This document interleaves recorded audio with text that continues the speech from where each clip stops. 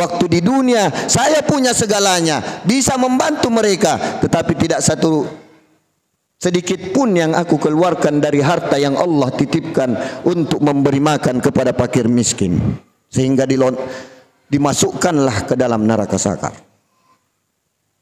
Wa kunna nakhudu ma'al khaidin. Yang ketiga, mereka berkelompok, berkumpul, akan tetapi semua yang dia bicarakan di dalam kelompok itu hanyalah fitnah. Semua yang dibicarakan di dalam kelompok itu adalah ghibah. Semua yang dibicarakan di kelompoknya itu perbuatan atau omongan yang sia-sia saja, sehingga mereka dimasukkan ke dalam neraka sakar.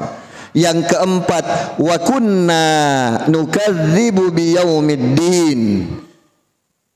Kami dimasukkan ke dalam neraka sakar karena mendustakan adanya hari pembalasan. Sebagian ulama tafsir mengatakan yang dimaksud juga mendustakan hari pembalasan adalah orang yang tidak punya persiapan sama sekali menghadapi hari pembalasan. Orang yang sama sekali tidak punya persiapan untuk menjawab pertanyaan malaikat-malaikat Allah di dalam kuburnya, mulai dari kubur. Bukan hanya orang yang mendustakan adanya hari pembalasan, bahkan orang yang tidak punya persiapan sama sekali untuk menghadapi hari kiamat, maka dikategorikan sebagian ulama nukadzibu biyaumiddin, seolah-olah dia tidak percaya akan adanya hari pembalasan di sisi Allah Subhanahu wa taala. Bapak Ibu hadirin hadirah yang insyaallah Subhanahu wa taala rahmati. Maka dengan itu,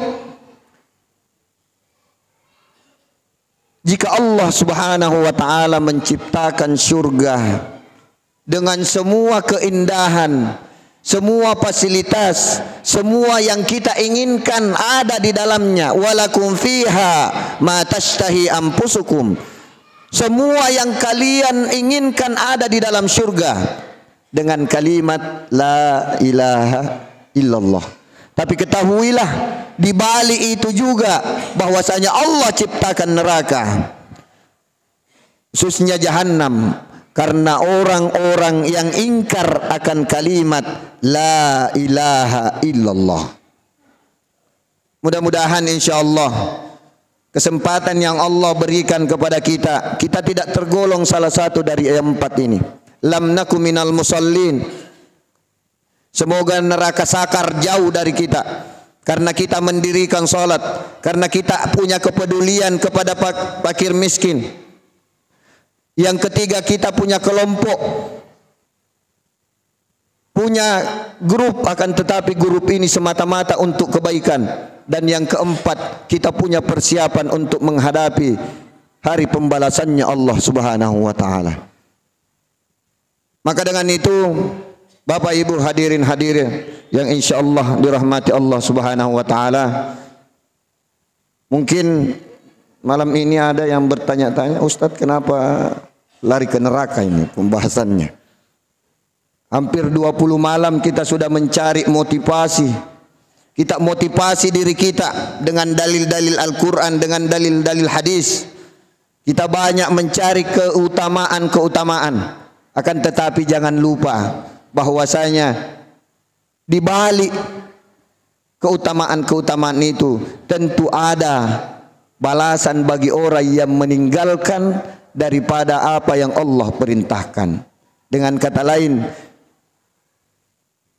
perbandingan terbalik antara surga begitu pula dengan neraka. Jika Allah siapkan surga bagi orang yang siap dan beriman kepada kalimat la ilaha illallah, maka hati-hati, yang perlu kita hati-hatian adalah jangan sampai kita masuk ke dalam tempat yang lain yang dimensinya lebih ekstrim, panasnya lebih ekstrim.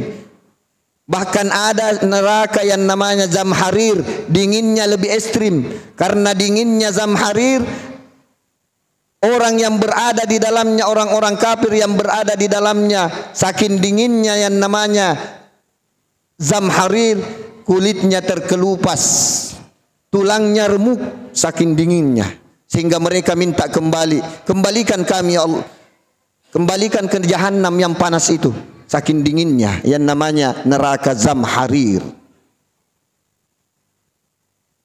Bapak Ibu hadirin hadirah yang insyaallah dirahmati Allah Subhanahu wa taala, mudah-mudahan